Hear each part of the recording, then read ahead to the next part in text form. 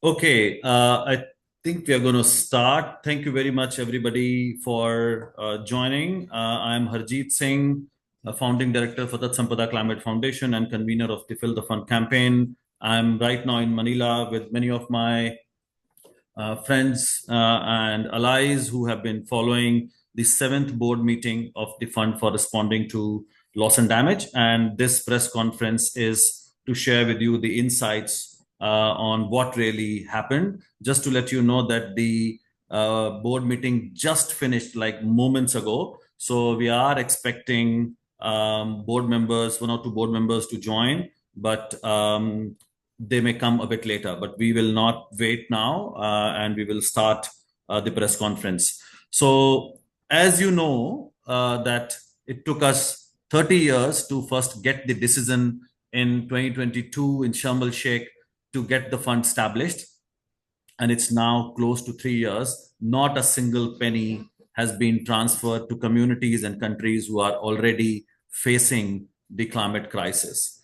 And this reality we need to mention and remind the board members, and that's what we have done as civil society, as we have not seen really support going to communities. So what we're going to do is to talk about what actually transpired here and whether the outcomes are encouraging or taking us forward. So I'm going to invite my panelists to talk about it. As I said, we are expecting some government officials, board members to join. So Ambassador Elizabeth Thompson from Barbados, who was very willing to join but could not, and has sent her statement, which I am going to read on her behalf. And she says, I'm happy to see the Barbados implementation modalities operationalized. I hope that will serve to spur innovative approaches that allow least developed countries and small island states and the most vulnerable countries access to resources at scale, and that it will be a source of real support against rapid and slow onset climate events. That cannot happen, however, unless the fund is filled, as the need and scale of the crisis far outstrip the monies in the fund to date, particularly in the wake of the ICJ, International Court of Justice decision. The countries responsible for the climate crisis need to fund the cost of loss and damage suffered by affected countries. This is now an urgent and legal matter, and countries need to accept their responsibility. So this is the statement from Ambassador Elizabeth Thompson of Barbados. And while we wait for other government officials and board members to arrive, I'm going to introduce the panel from civil society. So we have a very eminent panel of speakers who have led the demand for the loss and damage fund and have been engaging for years and decades. We have Lidy Nacpil, who's the coordinator and the lead on from the Asian People's Movement on Debt and Development. So she's the first speaker from the civil society, and I'm going to invite her to come here. And as you know, we always have logistical challenges. So we have only one station which has light and camera. So I'm going to invite her to replace me and make her intervention to talk about what really happened and give us a big picture. Lidy, over to you.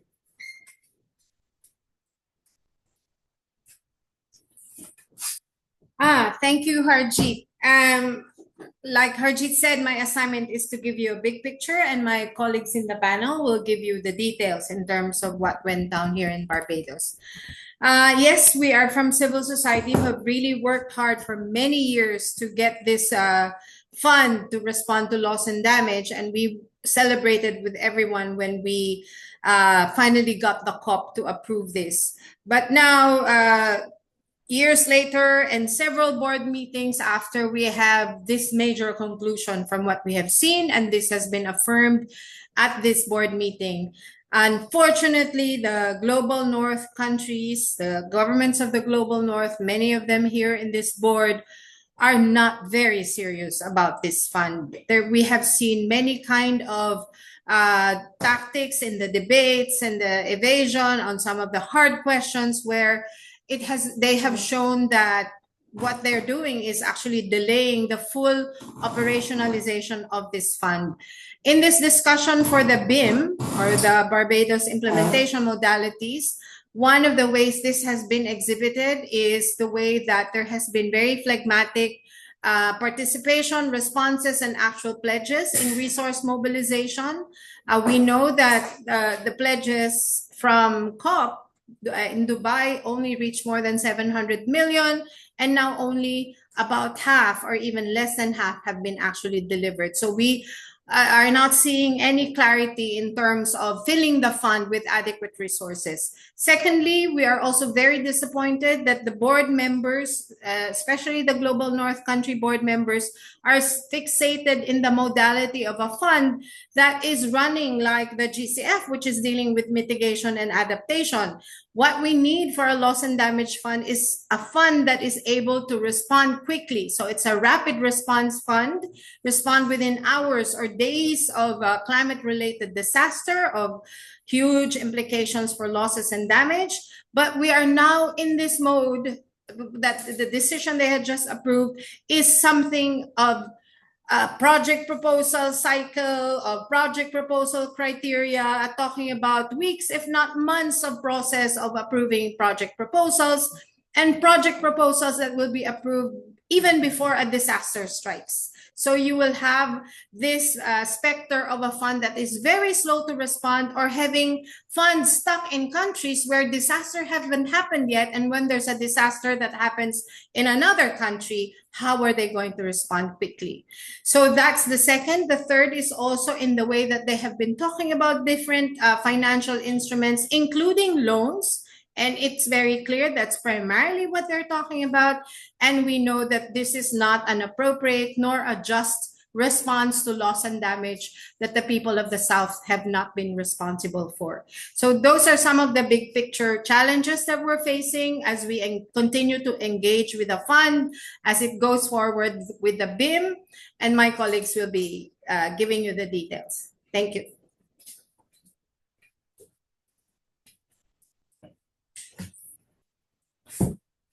Thank you very much, Lidy, for that very important overview. I'm now going to invite Brandon Wu, Policy Director from ActionAid US, who's going to talk about the funding cycle and criteria as part of the Barbados Implementation Modalities.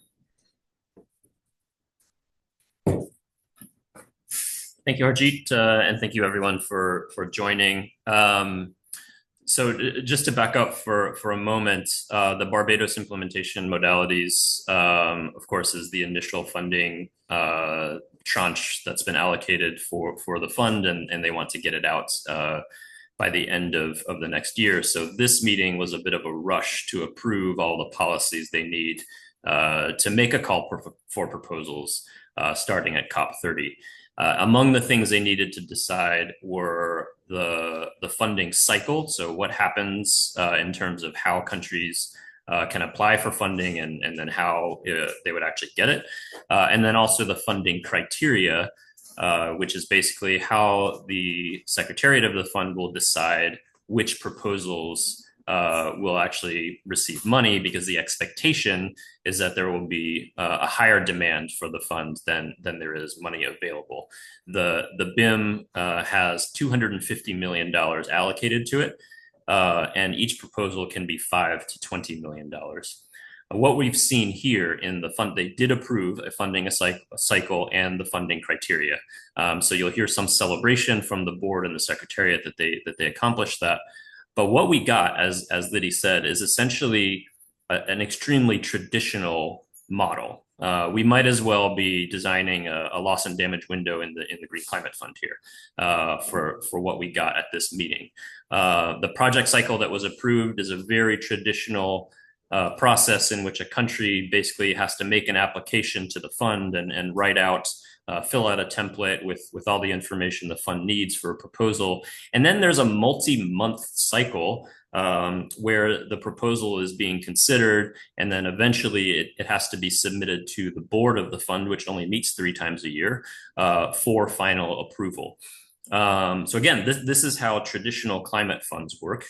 And the idea behind this fund, as Lidy said, was that when a country is hit by disaster, they need access to money immediately within 24 to 48 hours. Otherwise, they have to rely on ad hoc humanitarian flows or take out emergency loans, which then drive them deeper into debt. This fund was meant to remedy that. And what we got here does not even address rapid disbursement of funds whatsoever. So we have a big problem in terms of the mismatch of the policies that are being passed here and the ambition of this fund. And I think at the root of that is just the lack of money, right? This was meant to be a needs-based fund. And it's very difficult to design the policies for a needs-based fund when the scale of the money simply is not there. So at the end of the day, it really comes down to the fact that the board is designing policies for a fund at the scale of a few $100 million, which is what it has now. And it needs to be designing a very different kind of fund. And it would be a whole lot easier to do that if the developed countries were actually stepping up and providing the money that this fund needs and that people on the ground need.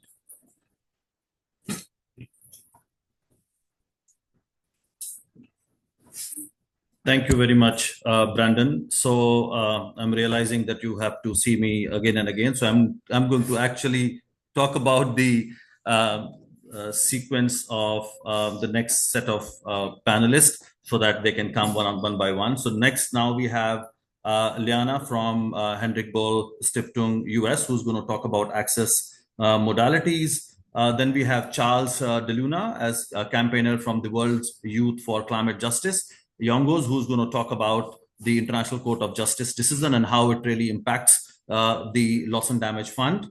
Then we will have Mwanahamisi Singan as the focal point, Women and Gender Constituency, who's going to talk about the role of the World Bank, which has been deeply problematic. So she's going to talk about that.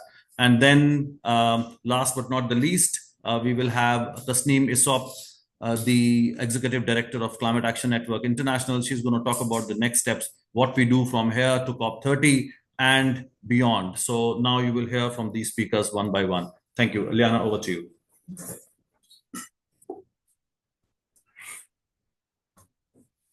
Yeah, hi, everybody. Good afternoon, good evening. I'm Liane Schalatek with the Heinrich Böll Foundation. It's a pleasure to be with you. I wanted to talk about the issue of access and access modality. And as the previous speakers have pointed out, the fund was supposed to be different, and nowhere was that more supposed to become apparent than on the issue of access. We got a decision here on access. That is the good news, but it is also a decision that is 9 pages long, has 3 annexes, and that already gives you an indication that access is not going to be simple. It is not simplified. It's not direct. It does not cut out the middleman. All of that we wanted to do, make sure that funding doesn't continue to flow primarily to the multilateral development banks, who are actually the biggest recipients of funding under a lot of the existing climate funds. All of that was supposed to be avoided. It's not avoided in the BIM, in the Barbados Implementation Modalities startup phase. And we really feeling that with the set of access modalities that have been approved here, even if they are claiming it doesn't set a precedent, we are already sending a signal and that it goes into the wrong direction. Again, access was supposed to be simplified, direct, cutting out the middleman. A big priority for developing countries was direct budget support. However, what we got here was neither direct nor budget support for national governments. Instead, while there was a mention of a direct support modality in the BIM in the startup phase that will go primarily or exclusively through MDBs, we did get, as part of a decision, basically a confirmation that accredited entities with the Adaptation Fund, the Green Climate Fund, and the Global Environment Facility will be able to actually partner with countries. Civil society was successful in preventing actually some of the modalities and conditions for bringing those accredited entities in that would have restricted in particularly more of the direct access entities to go forward. So we are hopeful that at least a number of them that have so far not received funding, for example, through the GCF, can deliver for their countries here. But ultimately, I think it's also important to point out what the Barbados implementation modalities at the moment do not deliver, and really have not set up the modality to deliver on access. And this is both for the rapid disbursement after emergencies, and as well, and I think this is a very important part, another distinguishing feature that was supposed to make the fund very different, the issue of small grants for community access. We are obviously pushing for that this is included as much as possible in the, as you heard, 15 maybe to 20 project proposals that we can see here, but it's by not any means the kind of access that we hope for, the simplified direct budget support for national governments, as well as direct access for the vulnerable, for the local affected community, for marginalized people, and as directly as possible. Thanks.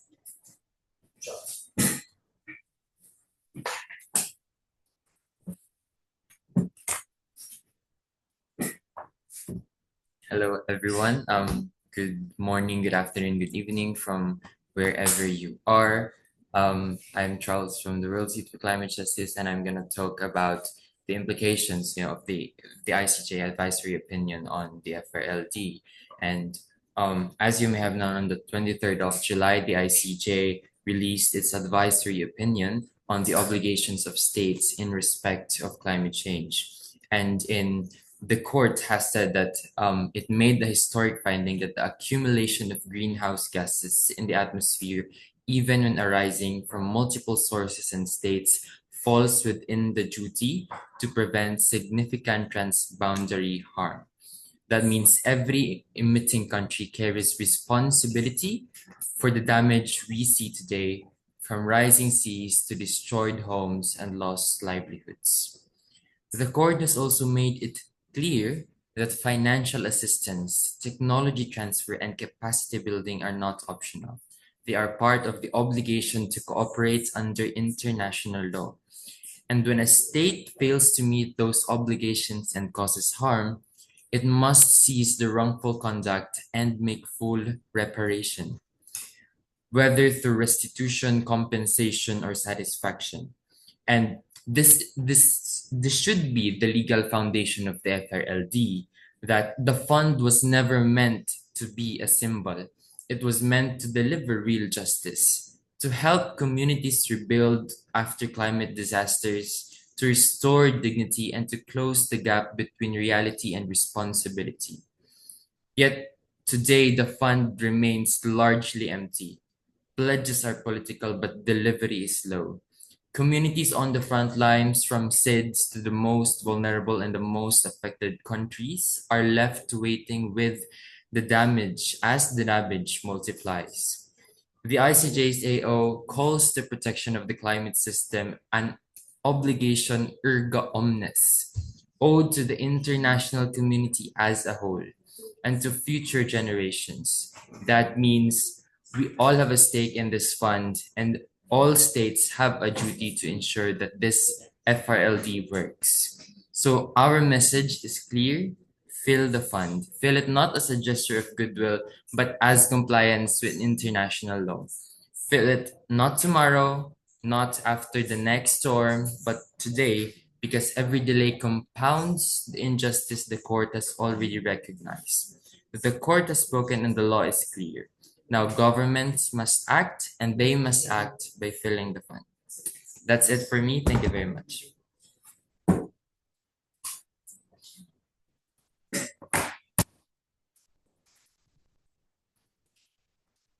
My name is Mwanahamisi Singan, and as been introduced, I represent the Women and Gender constituency.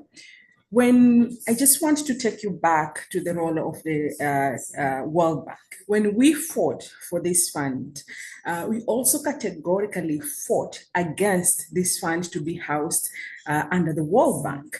Why? Because we know then, as we know now, that the World Bank was not fit for purpose to house this fund.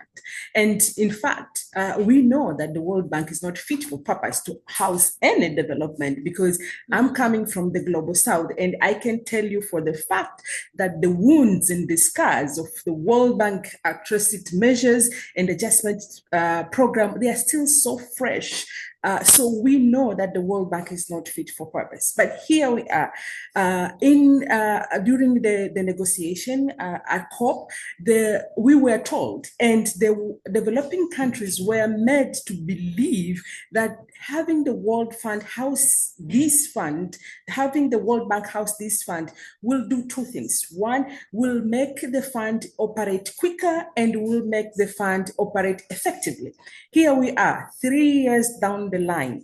The only efficiency that we have seen that the World Bank has done is to charge their fees. That's the only efficiency. We have seen, as my colleague have said, this fund being housed under the World Bank, it killed innovation. We don't see money out the door 3 years down the line.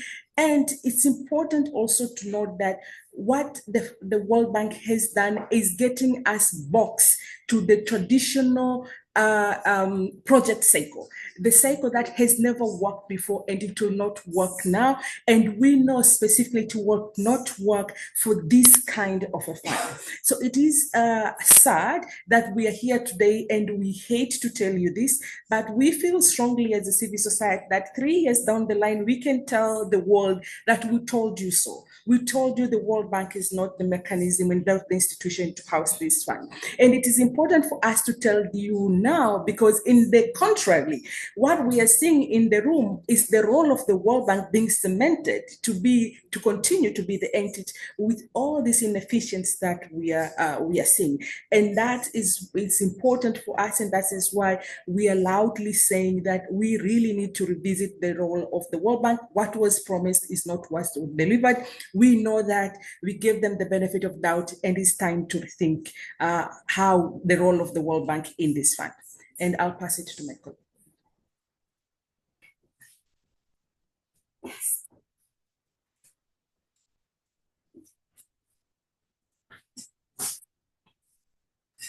Hello, everybody. So I will basically talk through where we're heading to after this B7 meeting of the FRLD. Of course, as you know, the next stop is COP30, and what we're expecting at the COP is the launch. They're going to be launching the call for proposals or for applications for the fund, or launching the fund to governments, etc. So basically, as they would put it, probably we open for business kind of thing. That's going to happen at the COP. We can look out for that. But secondly, there is an opportunity that I think as civil society, we would want to potentially use as another opportunity to come back and remind governments what the purpose of this fund is all about. So the COP itself will have a session where it's not a formal negotiation session. Essentially, the board provides an opportunity to share the report, and parties can also, if they would want to, give further guidance to the board. Now, that opportunity is available, and I think it would be a good opportunity for civil society to just, again, bring back the message that they all need to be reminded of, that this board, this fund was set up to be a rapid response to address really desperate situations where people are suffering the impacts of climate change. So there's two pieces to the COP where the FRLD will essentially feature, and we need to understand that the bigger context in which this, of course, happens is the context of the issue of climate finance more broadly. And again, recalling that, in fact, in Baku, we had a dismal outcome in terms of the new quantified goal for finance and the kind of commitments made by developed countries really not meeting the kind of scale and need. And so we come into COP30 where there's no formal negotiating agenda for climate finance. There is, of course, the report on the Baku to Belém roadmap. That's not a negotiation, that's a report. And loss and damage will not be addressed, of course, within that kind of frame. It would be problematic if it was also, because the Baku to Belém roadmap is very much about private finance. And as you've heard from all of the panelists on the here tonight, essentially what this loss and damage fund is about is grants-based, public funds that we need. And so the opportunities to reopen all of these issues at the COP30 is not available to us. It's not on the formal agenda.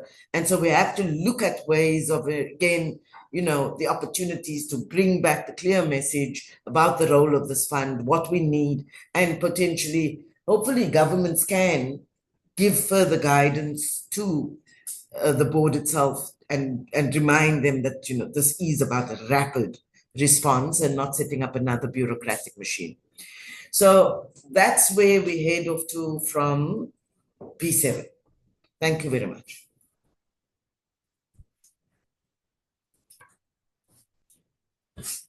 Thank you, everybody. And as you can see, we are playing a musical chair here with limited facilities. I hope you are able to hear from all of us to get a good sense of where things are and where we are heading. And I must tell you that we had a huge protest organized by the Asian People's Movement on Debt and Development and many movements here on the day one of the board meeting. And we'll be very happy to share those pictures with you, where we also try to connect the issue of how money is going to wars and fossil fuel industry, but not to this fund. So we, as this collective that is behind the Fill the Fund campaign, are going to re-energize and revitalize the kind of momentum that we had generated to get the fund at COP27 in 2022. So you will see that same energy coming back as part of this campaign, and building on what has been said in terms of next steps. So this campaign is also going to work with movements around the world, both in the developing and developed countries, to make sure that there are voices from the grassroots so that we can put pressure on the governments from local to national to international levels, so that all meet their responsibilities and perform their role, be it developing countries who need to represent the voices of the most vulnerable people, and developed countries, as you heard from everybody, they are the ones responsible and they have to put money on the table and fill the fund. So that's what we are going to do as a campaign going forward. So this was an update, and we have good 28 minutes or more for you to ask questions. If you can raise your hand, and then I can give you the floor. You can introduce yourself. I can see some people who have just joined. So if you want to ask a question, Joe, I can see a hand. And if there are more hands, please let me know. I'll start with Joe. And if you have a specific question to an individual, please point that out. And we will collect questions. And again, because of logistical issues, we will call the person who can address number of the points that you would like to raise. So we'll take the questions, and I'm requesting my co-panelists to make a note of those. So Joe, please start. Yeah, thanks, Harjit. Thanks, everyone. Joe Lowe from Climate Home News. A question for Tasneem.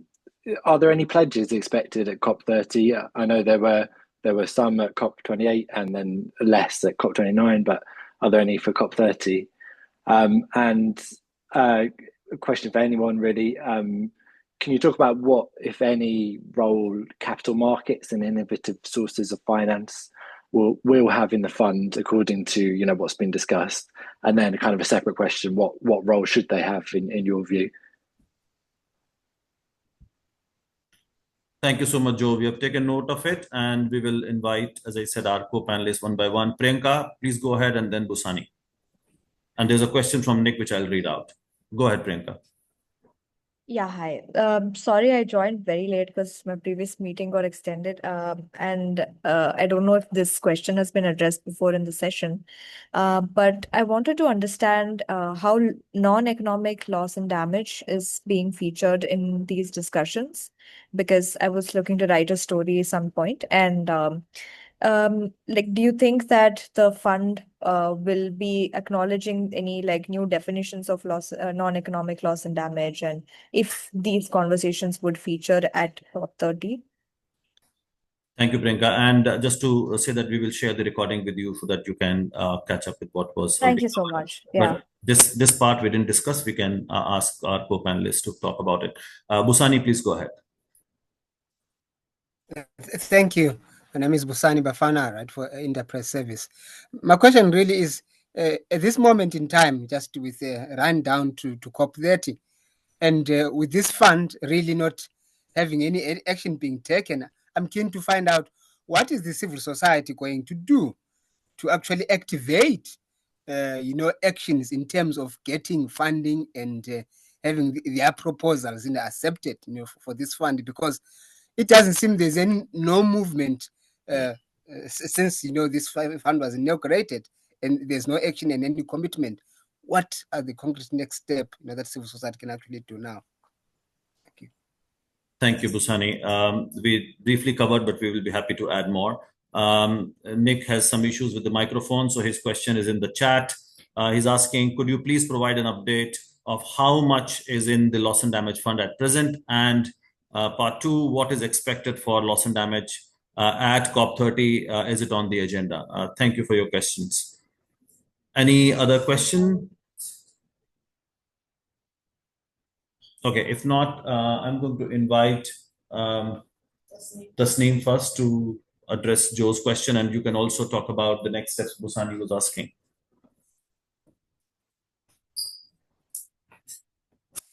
Thanks very much. The loss and damage is not on the negotiation agenda. So it's not a mandated negotiation at COP30 at all. What I did indicate was that there will be I suppose it's a meeting of parties to receive a report from the board, because of course the FRLD is a creature of the COP and will report like other GCF, etc., to the COP again. And what parties can do in such a process is provide guidance to the board. And if we use that opportunity as civil society, that is one other opportunity for us to try and get parties to raise, again, with the board, their mandate to be a fund that really responds to loss and damage and responds in a rapid way, and to be accessible as well. That would be another opportunity to do so, but it's not on the formal negotiating agenda. And then, of course, as I said, the board will also launch the call for proposals at the COP as well, but nothing formal on the agenda. Then to respond to what can we do as civil society? Look, as we've done, I mean, it was civil society, and through our pressure, our collective pressure, in wide movement coalitions, that actually got the decision to establish a fund in the first place. And I hope many of you will recall that we started at the Glasgow COP, and then finally we got this through at the COP in Sharm el-Sheikh in Egypt. So certainly we'll go back to, what we do best, and that is to keep government's feet to the fire. As you've heard from other panelists, here in the board, our experience has been that the global north will evade as much as possible, delay as much as possible, very much as they did at Baku when the kind of commitments to climate finance had to be done, pivoted away, looked at other private sector funds, loans, etc., except, of course, grants. So the Global North continues to play those delaying tactics in these board meetings. However, I think the additional pressure that we have to bring on governments is with our governments in the Global South. And it does seem as if the pressure on our Global South board members is so immense, and the real need and desire to get the fund moving, getting operated, get the funds going. There is a real desperation around getting the the fund really operationalized. And so would in the delaying tactics just accept certain decisions, and that is exactly what happened at this board meeting, accepting decisions that really does take us away from the intention of this fund. So the pressure has to be brought on Global North countries, and we need to strengthen our Global South governments to ensure that the board here also makes this fund respond to the needs of the Global South as it's meant to be. So pressure, we'll do what we do best, mobilize, keep governments under pressure, and we'll use the COP, but even before the COP, to do that kind of work. And I'm sure if Lidy wants to add around the pressure, then I'll hand over to Lidy. Oh no, Lidy, you want to add?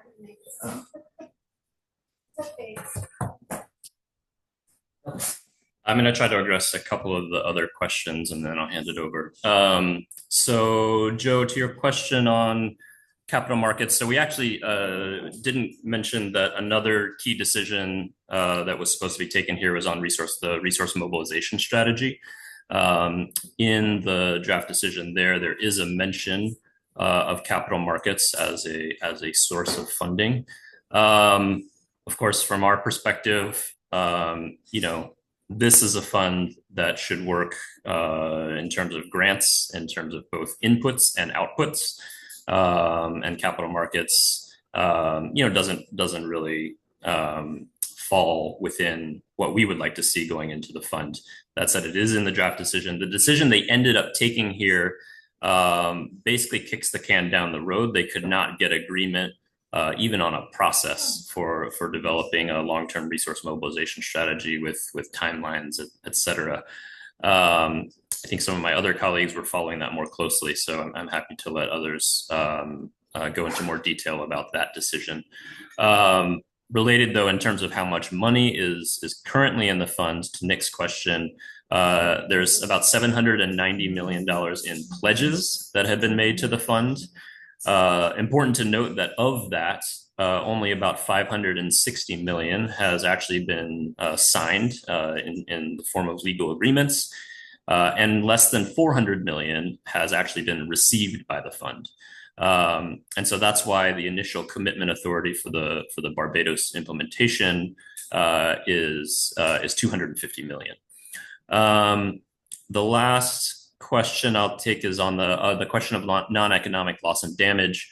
We're not at the level of detail here in the board decisions where we are talking about specifics of how the fund might support activities related to non-economic loss and damage. So where we're at instead is that is explicitly listed as an eligible activity for the fund to support. So basically in that funding criteria document that they did agree at this meeting, there's sort of a two-step process for evaluating any given proposal that comes to the fund. First, there's a list of eligible activities, and that's a sort of yes or no. Does this proposal fall into the remit of what this fund is supposed to support? And then after that is a list of funding criteria against which proposals that pass that initial eligibility bar are evaluated against the criteria, and that's how the fund will decide which proposals ultimately to send to the board for approval. The eligible activities explicitly says, and I don't have the language in front of me, but it says any activities that address loss and damage, including non-economic loss and damage. are eligible to be supported by the fund. So it's included at that level, but there's not any more detail beyond that. The Secretariat will be developing, I think, a more fleshed out set of guidelines and an operational manual to support countries as they're developing proposals. But they're not currently in the business of sort of defining exactly what kinds of activities they will or will not support specifically.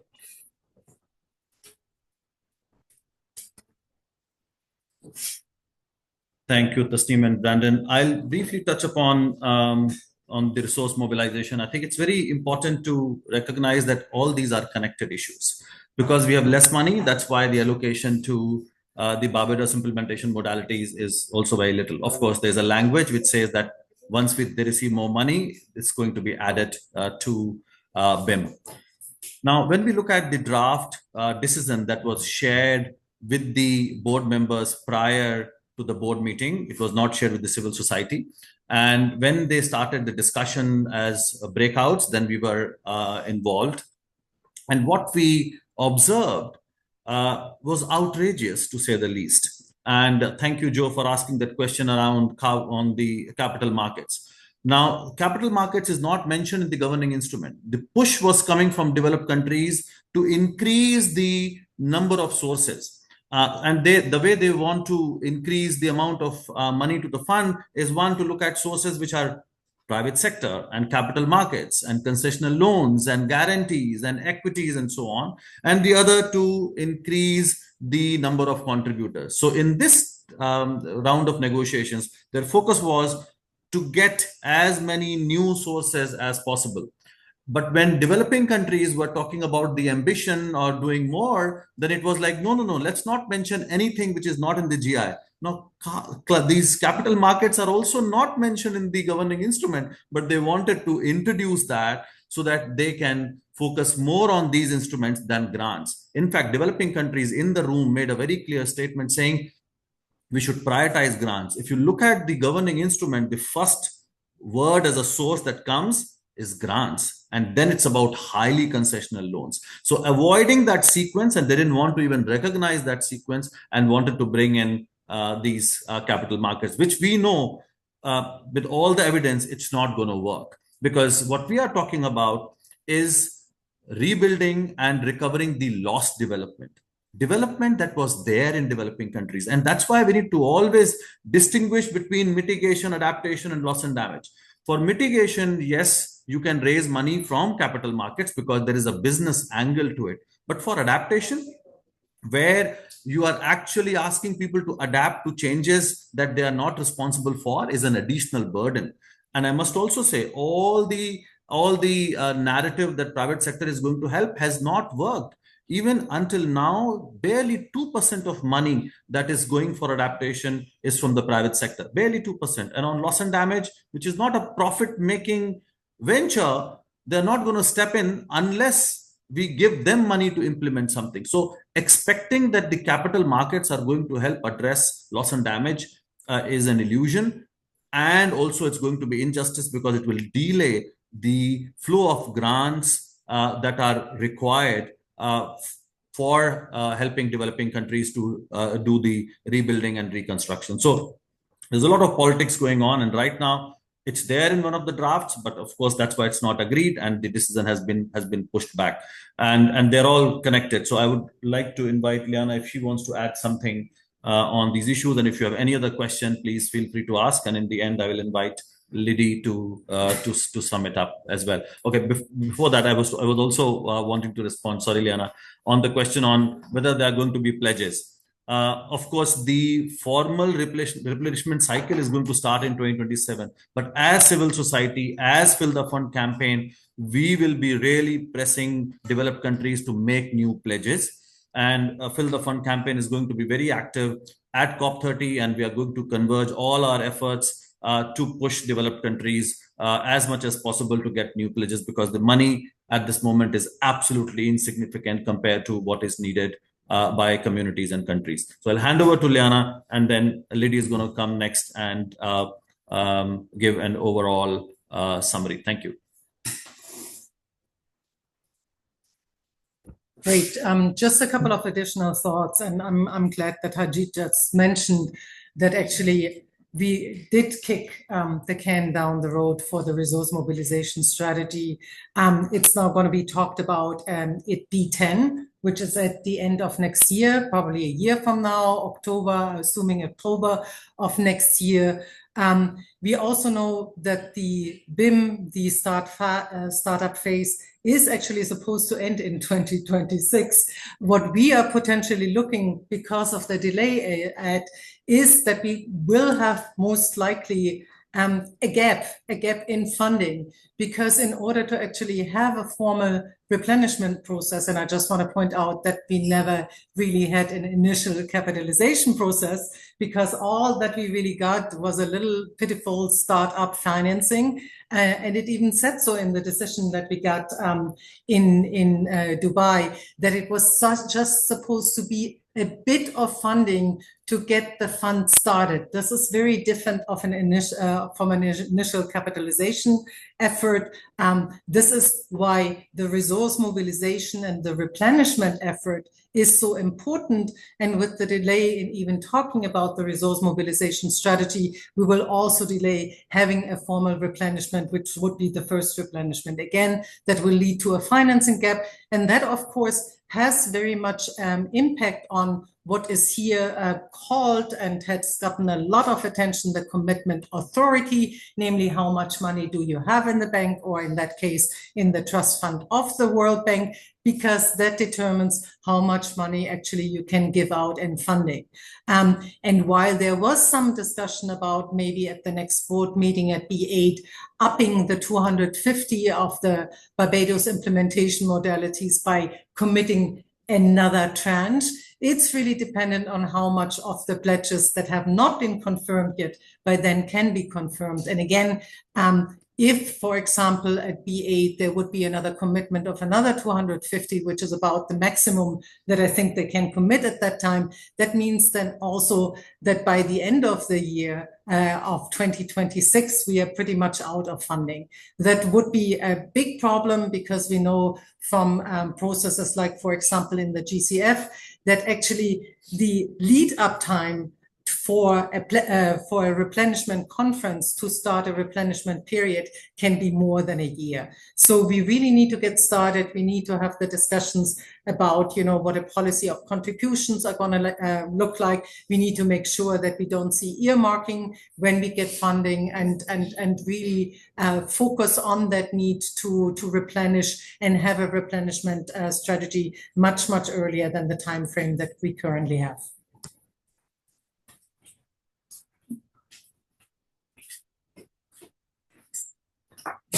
Hi, thank you to my colleagues and to everyone who has stayed with us. Just wrapping up, first of all, we'd like to say, of course, we are determined to push on with engaging the fund to respond to loss and damage.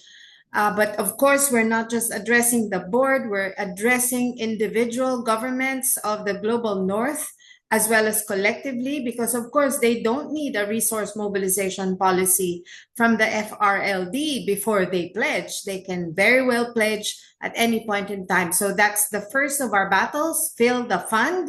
We need money in the fund, and we do not want loans for that fund. It is a matter of justice and as a matter of principle that this should not be in the form of loans. The second fight we need to make is we need an appropriate fund. We have been engaging with the GCF, and we have learned our lessons from the GCF that should not be repeated there. And most importantly, the FRLD cannot be another GCF. It's funding a totally different need, and we need a FRLD that is rapidly responding to the needs in the global south and the issue of loss and damage. So those are the two major fights. Of course, it's part of our bigger fights. We will take this into COP and also beyond COP, because we need to address the individual governments of the global south. And of course, also our governments, they should stand up, and they should have the political will to really be determined to fight for the rights of their citizens. So that's wrapping up, and thank you so much for attending our press conference here online, and we hope to see you again next time at the COP and then on to the next FRLD board meeting. Thank you. Thank you so much, Lidy. Thank you, everybody. And we will be sharing the recording as well for people who missed it. So thank you again for joining.